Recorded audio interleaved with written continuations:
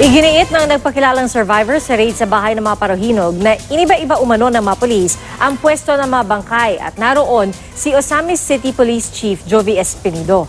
Saksi si Mariz Umali, exclusive. Hindi lang ikinwento kundi in-sketch pa ni alias Cesar kung nasaan daw siya at ang iba pang namatay sa raid sa Parohinog compound, kabilang ang pwesto ng 5 Parohinog. Pero iniba-iba raw ng mga pulis ang posisyon ng ilang bangkay. Base sa sketch ni alias Cesar, nakasandal sa may upuan sa tabi ng pader ng tindahan ang huling posisyon ng bangkay ni Mayor Reynaldo Aldon Parohinog Sr.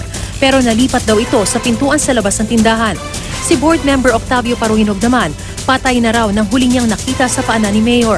Pero kalaunan, nalipat ito sa may sala malapit sa hagdan. Paggapang ko, katong lumabas na ako sa bahay, ang mga posisyon nila nandyan pa, pero yung nakalabas na ko ng hospital, pagpanood ko ng TV, ang mga katawan nila hindi na yung dating nakita ko,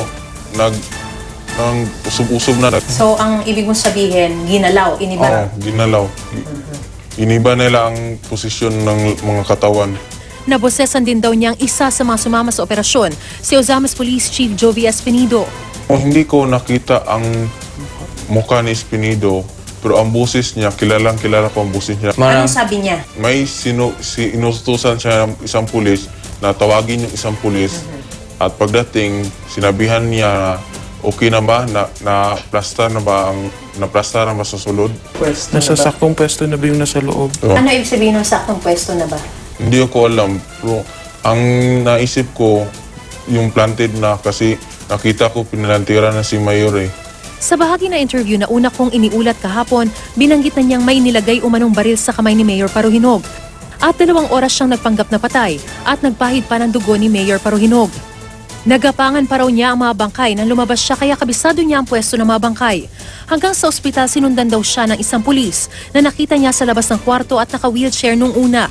Ang nakita ko lang, ang pintuan hindi na sira agad. Na kaya ang pagtayo sa pulis, nakita ko Sinabi ko sa guard na huwag papasukin kasi baka patayin nila ako. Handa raw siyang tumistigo at sumailalim sa drug test. Sinagot na ni Espinido ang pahayag ni alias Cesar na walang isinilbing search warrant ng raid. Magsigaw muna tayo, may search warrant kami!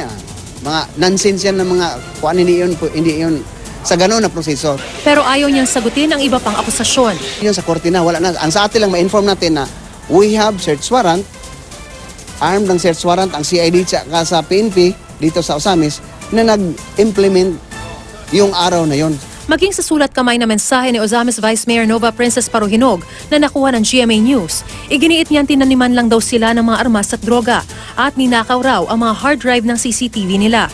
Sabi ni Vice Mayor Nova, walang baril ang kaniyang ama at mga tauhan nila dahil isinuko nila ang lahat ng mga baril noong 2016. Ang may armas lang daw ay ang 3 gwardya na tiyak daw siyang hindi man lalaban kung pulis ang kaharap. Binanggit din niya sa liham ang anak niyang lalaki at mga basketball teammates na naroon para sa sleepover. Inihiwalay daw siya sa kanila. Pagkatapos hinagisan daw siya ng granada ng mga pulis pero naihagis niya ito pabalik sa kanila. Hindi raw sumabog ang granada. Nanawagan siya ng tulong sa Pangulo. Nauna na iginiit ng pulisya na sa mga Parohinog galing ang granada. Ako si Mariz Umali ang inyong saksi.